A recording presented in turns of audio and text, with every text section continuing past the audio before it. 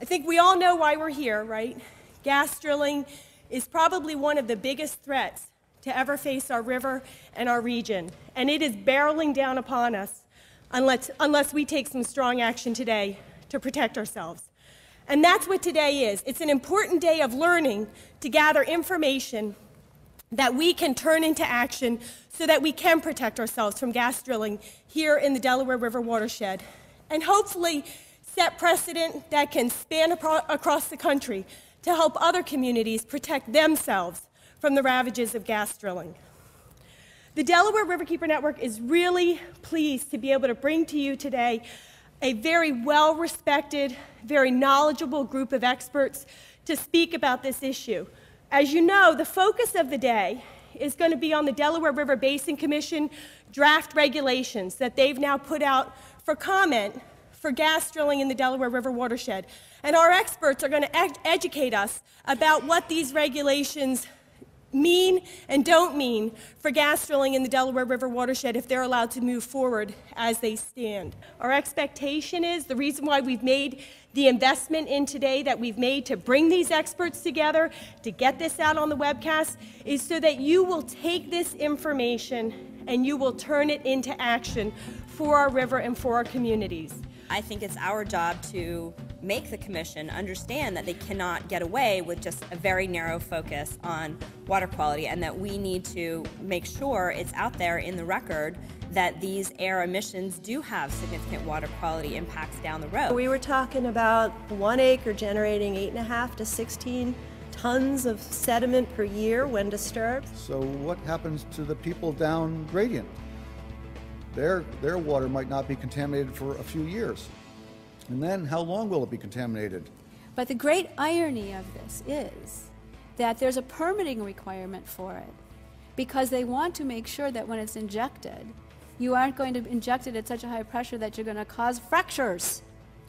But when you're intending to cause the fractures, there's no permit requirement. We need to make sure that the DRBC has much better regulations in place to scrutinize the drilling before it goes in, because once the wells go in, the horse is out of the barn. If we think that by plugging and banding our wells or buying out because we've sealed our wells, that all the risk is gone and that we can then pay $4 million and buy the aquifer, there's an idea. And so it's not really a long-term problem of just we drill this well and within the next 100 years we can expect problems.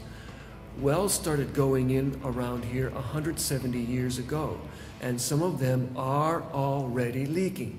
The Commission has not conducted any impact studies in preparation of these regulations. Things can change. You need to put in your baseline monitoring around the well where there's going to be potential down gradient migration, even if there isn't now a drinking water well there.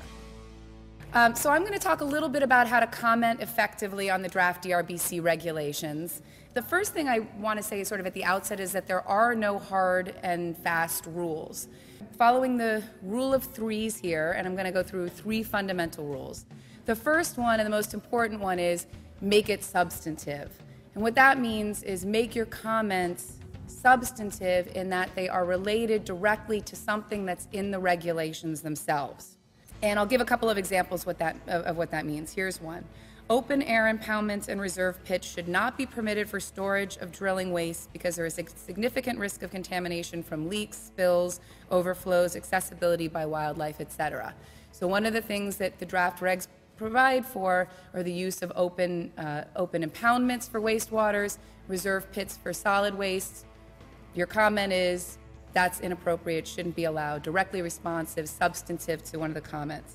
Another example, the regulations are deficient because they do not address the potential for long-term subsurface migration of contaminants from drilling and fracking activities, directly related to the substance of the regulations themselves. That's in the nature of substantive comments. These are the kinds of things that the agency is required to respond to. They can also be process-related comments, though, and I'll give you 2 examples of what I mean by that. One is the failure to do an environmental impact statement containing a cumulative impact analysis means that the regulations are inadequate to fully address potential risks. That's not directly related to the substance of one of the regulations, but it's directly related to the procedure that the agency went through in promulgating the regulations, and so that's going to be considered a substantive comment that the agency needs to respond to. Likewise, from a legal perspective, those are the comments that you need to make to be able to preserve your right if you want to sue later on the basis that the regulations were faulty in some sense. I'll give you a couple of examples of what are not substantive comments. We don't need new economic development from gas drilling in the Delaware River Basin. That's not substantive. It's not related to the nature of the regulation. Fundamental rule number 2. The agency is only legally required to respond to each substantive comment it receives once. So it's going to get comments in from lots and lots of commenters, and what it's going to do is group them basically by subject matter. And it's only going to respond once to each individual substantive comment that it receives. Agencies are absolutely affected by the number of comments that they get on one side or another. I have been told by decision makers that they will literally look at the size of stacks of paper on one side or the other of an issue. Now I'll just spend a couple of minutes on the mechanics because the commenting process is a little weird here. The first thing is DRBC has said they will not accept comments by email or fax. So there are only 3 ways you can submit your comments. The first is by mail, good old-fashioned mail or hand delivery. And for reasons we'll talk about, that's actually the one that I favor in this case. The second is you can use an online submission form, and we'll walk through that. And the third is you can participate in the hearings. The reason I say to put voluminous comments in the mail is that when you go to the page on the online system to submit your comments, there's a field for putting the actual substantive comment in, and that field is limited to 35,000 characters, which is about 10 pages. So if you've got comments longer than that, you're going to run up against that limitation. So this walks you through how to do this. Again, this is not rocket science. Anybody who's familiar with a computer can figure this out. But this basically is how you get to the place where you make the comments. As I said, the commenting is actually being done through the National Park Service. So when you go to the DRBC website, the first thing you're going to do is you're going to look for this link, what's new, draft natural gas development regulations, and that will click you through, enable to click you through to the NPS site, so you can comment there. Importantly, you cannot print or save your comments from the NPS site. So the better thing to do is to prepare it as a Word document and then cut and paste it into the field. Then you'll have a record of what you submitted. And again, to really be safe, you're going to want to send that in hard copy. You know, some of this stuff may annoy DRBC, some of the things that we're recommending, but they set up an annoying system. So you got to do what you've got to do. So don't be shy. If you feel like I'm submitting too many comments, I'm going back and using the site too many times, don't let that stop you. They set it up that way, so you got to do what you got to do.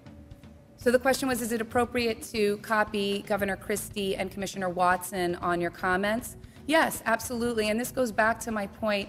You know, you're doing this first and foremost to influence DRBC policy, but there are lots of other reasons why you're participating in this process. There are political reasons. You want to shape policy on a broader level, and that's legitimate. You know, it doesn't affect the process from a legal standpoint as far as DRBC is considered, but you may influence other decision makers. Also use this information to write well-informed written comment that you can submit to the Delaware River Basin Commission by the comment period deadline, which as it stands today is March 16th. So we've got a few more weeks, but not too much more time. And then also to take what you learned today and the inspiration that we can get from our experts and from one another who are participating today, take this information out into the world and continue to do the good things that I know you are already doing to get your neighbors educated, to get your elected officials educated, and to get them stepping up on this issue, because this really is vital for us.